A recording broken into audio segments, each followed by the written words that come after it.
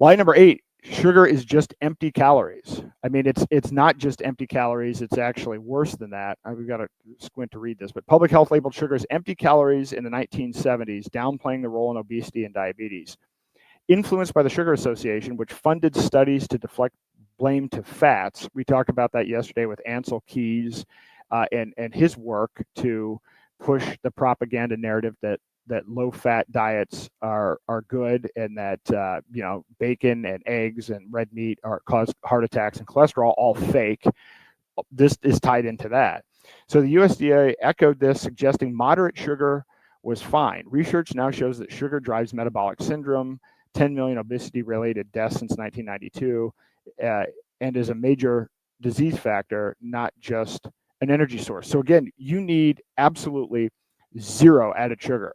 There is no reason to have added sugar in your diet. It adds no nutritional value. It actually just it spikes your insulin. It's disastrous, and it's more addictive than cocaine. So they pushed it just as empty calories, or just as something, and this is kind of this innocuous thing, and that's what allowed all of this to happen. So no evidence behind it. And by the way, it gets worse because now they're coming up with a new global Lancet dietary guidelines, and it actually includes added sugar in it as part of the diet. So again, my point in all of this is, it starts out malicious, and then there's never any self-correction, and sometimes the correction that happens is actually worse.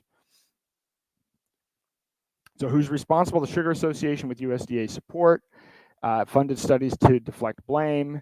And was there any accountability? No legal penalties, just it was exposed in JAMA in 2016, but a slight adjustment in the guidelines.